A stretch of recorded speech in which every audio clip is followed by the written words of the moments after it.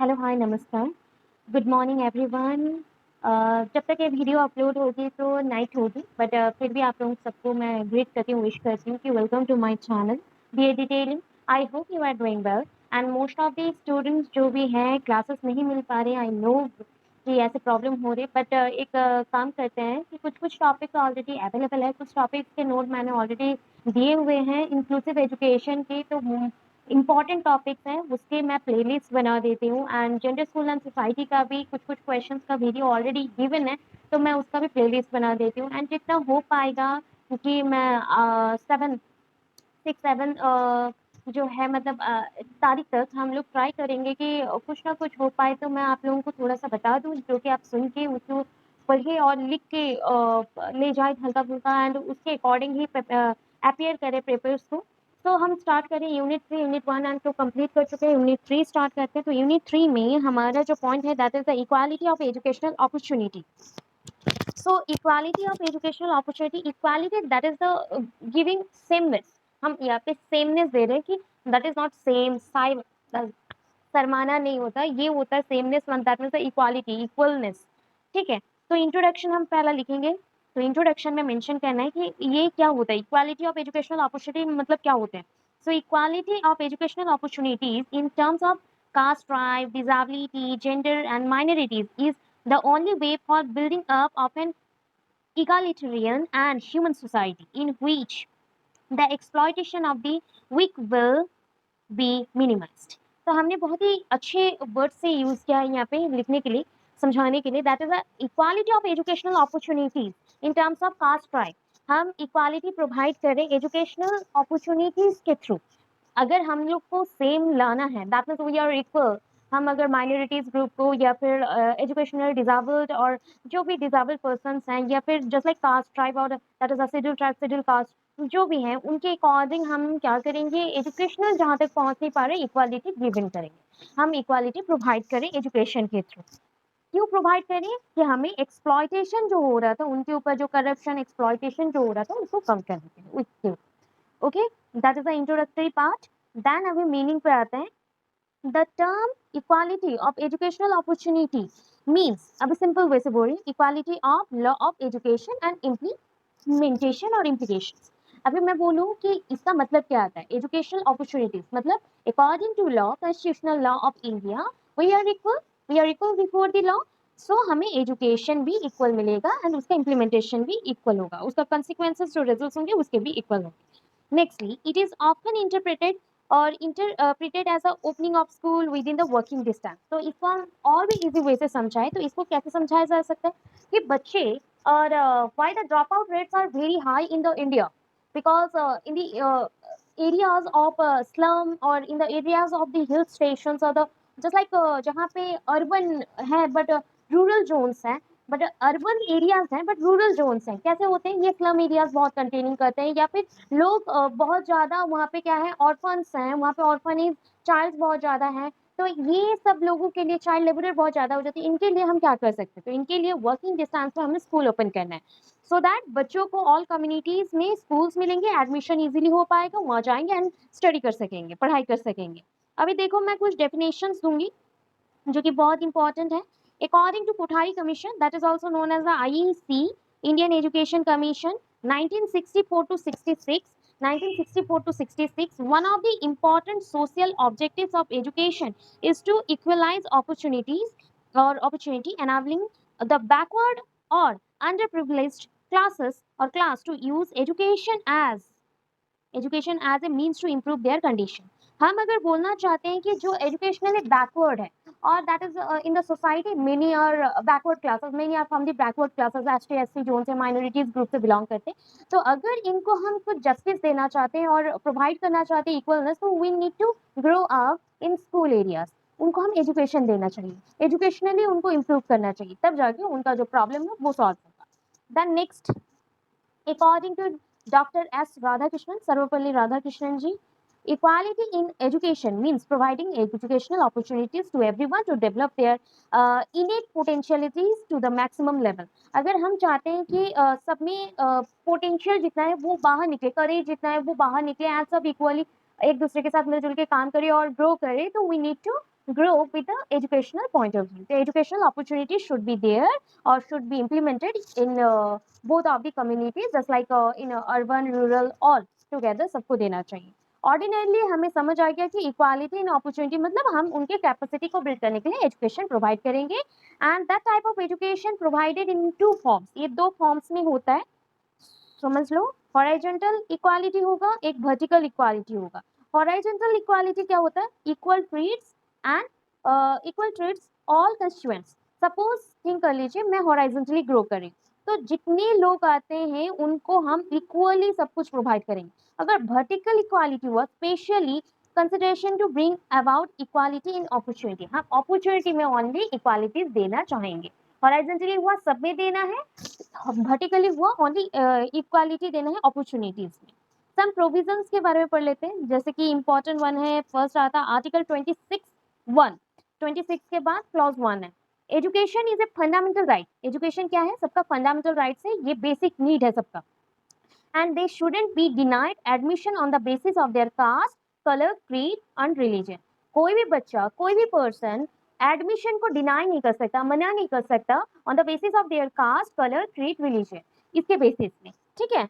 अभी article number 21A में आ जाते हैं. According to 93rd amendment act, DPSP declares, जो आपके एजुकेशन सिस्टम में सेकेंडरी पॉलिसीज को लेके किया गया था डिस्ट्रिक्ट वाइज एजुकेशन के लिए एंड एलिमेंटरी एजुकेशन के लिए, तो उसके अकॉर्डिंग आर्टिकल 21A प्रोवाइड करता है कि free and compulsory education for all up to the age of 14 years.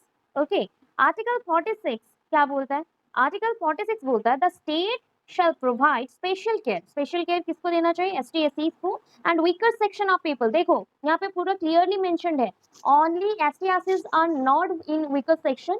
Some weaker sections are remaining after that also in the society. That is जैसे कि educationally backward women और physically handicapped persons or orphan childs or just like child laborers, they are also in the weaker section. That means they have not enough money for their future or their development, so that they are put under that weaker sections. Okay. तो उनको भी हमें grow करना है education के through. अभी आपके book के अकॉर्डिंग 4 टाइप मेंशन है फॉर्म्स. फॉर्म्स ऑफ इनइक्वालिटी किस किस में देखा जाएगा अभी देख लो बहुत फटाफट से. फर्स्ट वन है रिलीजियन, देन है caste, gender and marginalized group. ये हो गया 1 2 3 4. तो ये 4 है. ये चारों को हम वन बाय वन पढ़ेंगे. अभी फर्स्ट चलते हैं रिलीजियन बेसिस पे. अभी बोल दो रिलीजियस पॉइंट ऑफ व्यू देखा जाए तो बहुत कुछ होता है सोसाइटी में. ठीक है. अभी देखो रिलीजियस में और रिलीजन पॉइंट में, educational inequality is the difference in the learning results और efficacy experience by the students coming from different groups. अगर हम लोग एक सोसाइटी में रहते हैं and we are living together with different communities person, just like Hindu community, Muslim community और Christian community, Jain community, Buddhist community, सब एक साथ रहते हो, तो there are lot of things to explore. Okay. But हम लोग एक्सप्लोर नहीं करते हैं, एक दूसरे के साथ रहने को पसंद नहीं करते हैं. अगर हम एक दूसरे के साथ रहेंगे बहुत कुछ सीखेंगे. तो ये डिफरेंसेस जो हैं वे वीक कर देता है हमें. Second point, persons are discriminated on the basis of caste, creed, religion. Persons को हमेशा उसके कास्ट, क्रीड और रिलीजन के बेसिस पे डिस्क्रिमिनेट किया गया है. To make it equal, we have to equalize the unacceptable disparity by the provide policies. अगर हमें इक्वालिटीज लाना है, जो भी इनइक्वल है उसमें इक्वालिटीज लाना है, जो भी अलग अलग चीजें हैं, सो अनएक्सेप्टेबल जो थिंग्स है उसको एक्सेप्ट करना पड़ेगा बाय गिवन पॉलिसीज, जो पॉलिसीज ऑलरेडी गिवन है. फॉर एग्जाम्पल एक है educational inequalities, E for educational, educational inequalities between the Hindu Muslim religion, like उसमें भी बहुत सारे पर्सन आ जाता है और भी थिंग्स आ जाता है, Dalit, Adivasi etcetera, followed by lowest educational attainment than Hindu upper caste. ये 1983 से पॉइंट ऑफ व्यू है कि पहले के टाइम पे जो आदिवासी थे या लोअर सेक्शन में जो लोग रहते थे, वो हिंदू का जो अपर सेक्शन है उससे बहुत ही एजुकेशनली लो थे. Children faces many harassment like lack of mother tongue in school, religious traumas also. There are many type of things, tensions also there on the basis of the religions or caste. As a result of this क्या होगा, एक committee आया, Sachar committee. Sachar committee report was doctrinated, that means उसने बताया to analyze the Muslim community and try to solve that. उन्होंने क्यों लाया ये कमेटी? बिकॉज वो चाहते थे मुस्लिम कम्युनिटी जो बैकवर्ड वे में चल रहा है कि उनका पर्दा सिस्टम है वो पढ़ना नहीं देना चाहते, ये सारे पॉइंट को वो सॉल्व कर सके, सच अ कमिटी। ओके, अभी हम चलेंगे नेक्स्ट पॉइंट पे, दैट इज द कास्ट। आप लोग ये अगर नहीं भी आ रहा ना, एक बार भी पढ़ के जाओ तो आप पूरा लिख सकते हैं, अपने माइंड में बहुत कुछ है ये सारे पॉइंट्स के according. So Indian society is divided into thousands of, that is हम बोल सकते हैं कि सब कास्ट और जाति, हम लोग बोलते हैं ना जाति, रेसेस। तो इंडिया में बहुत सारे सोसाइटीज हैं, सोसाइटी में बहुत सारी जातिज हैं। It is a very complex system. एक स्पेसिफिक रिलीजन और स्पेसिफिक लॉ को हमारा कॉन्स्टिट्यूशन नहीं मान सकता, ठीक है, बिकॉज कॉन्स्टिट्यूशनल स्पेसिफिक जाति का कॉन्स्टिट्यूशन अगर होता उसे नहीं मान सकते हम लोग। हमें सबको, सोवरेन नेशन है तो सबको लेके चलना है, तो एक पर्टिकुलर कॉन्स्टिट्यूशन बना एंड उसका सोशल हायरार्की एक बना, जस्ट लाइक लेवलिंग अप, ठीक है, उस अकॉर्डिंग हमारे रूल चले। तो इसके अकॉर्डिंग लोगों को, सोशल हायरार्कीज के अकॉर्डिंग लोगों को प्रिपेयर किया गया on the basis of different locations and ascriptive social status, and उसके बेसिस पे उनका लोकेशन वाइज ही हमने उनको डिवाइड किया, ना कि उनके जाति के बेसिस पे, ठीक है, ये बेटर था थोड़ा सा। द चाइल्ड एक्वायर्स, अगर सोशल स्टेटस उनको मिल जाए तो child acquires the social status then social mobility from their parents, उनके पेरेंट्स से वो सोशल मोबिलिटीज देख रहे हैं। देन आया equality of caste should be needed to get equal justice and opportunities. ये तो बहुत इंपॉर्टेंट है, अगर हमें कास्ट के अंदर जो भी इश्यूज है उसको सॉल्व करना है तो एक साथ मिलकर करना है। अभी देखो gender, third point, gender. Gender discrimination with respect to equality of educational opportunities has been very evident, and underlying problems in countries hindered the growth and prosperity. That is the prosperity, property हो गया, prosperity होगा, PROS होगा, then parity, prosperity of the society and culture and women.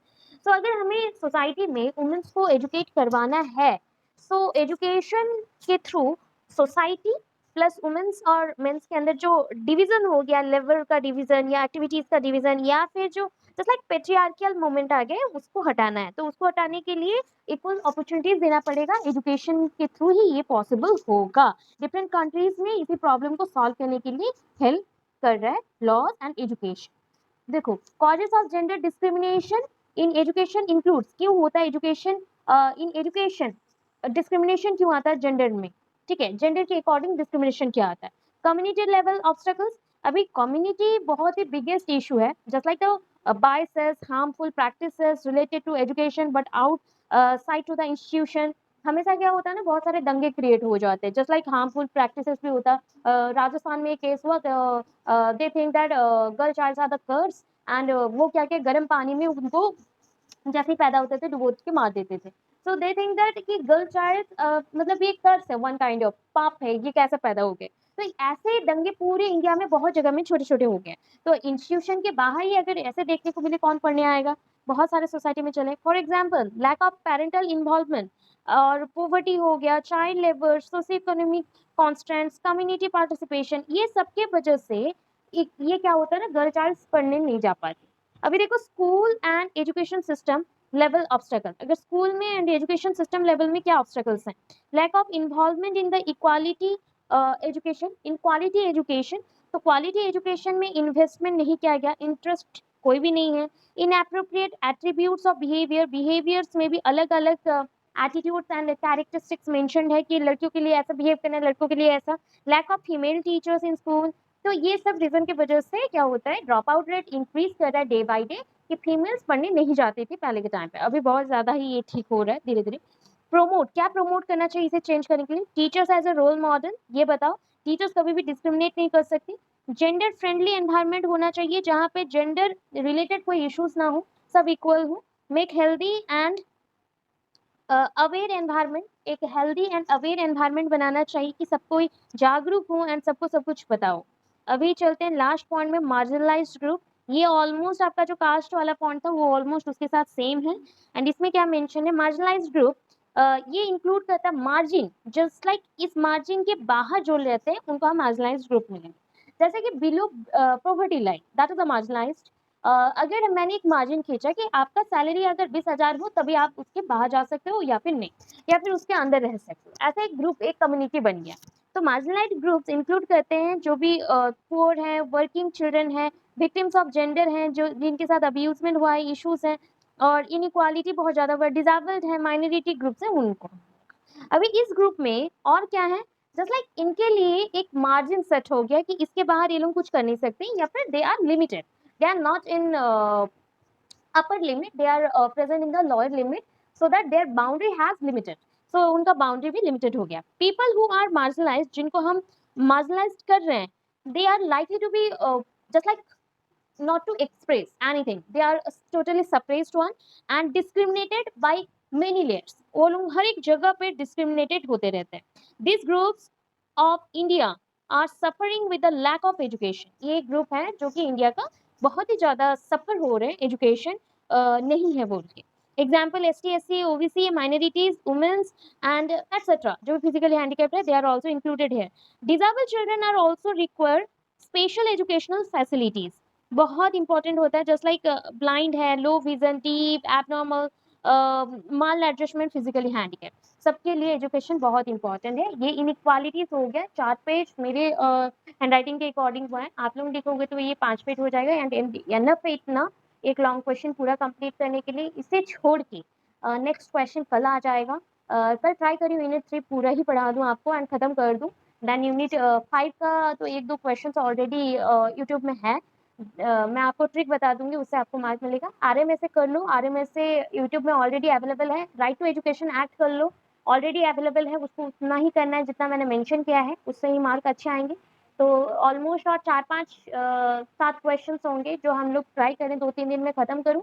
And कल ही मैं try करूंगी free होके कि inclusive education का जो 7-8 क्वेश्चन का आंसर मैंने प्रोवाइड ऑलरेडी कर दिया है, उसका प्लेलिस्ट बना दूं। एंड वो बहुत इंपॉर्टेंट क्वेश्चन है, मैं जैसे बोल रही हूँ वैसे लिखी हूँ, उसमें मार्क्स आपके बिल्कुल नहीं कटेंगे, ठीक है? क्योंकि ऑलवेज हमेशा हर कोई बुकिश ही लिखता है, बुकिश लिखने से मार्क्स नहीं मिलते हैं ऑलवेज, कि सब सेम लिखेंगे मार्क्स कहाँ मिलेंगे, थोड़ा सा अलग होना पड़ेगा, इंडिविजुअलिटी दिखाना पड़ेगा। एंड प्रीवियस 3 इयर्स के बच्चे वैसे ही लिखे थे, उनका मार्क्स भी अच्छा आया था। सो आई होप कि ये सारा काम हम लोग फटाफट करें, ऑलमोस्ट मैं जितना हो पाए मैं ट्राई करूंगी आपको हेल्प करने के लिए। And thank you so much, thanks for watching my videos. And जितना हो सके दूसरे लोगों से भी आप शेयर करें, अपने व्हाट्सएप में डालें, तो ताकि जितना ज़्यादा से ज़्यादा लोगों को सबको मिल सके नोट्स, ठीक है? Thank you so much, thanks for watching my videos, have a good day.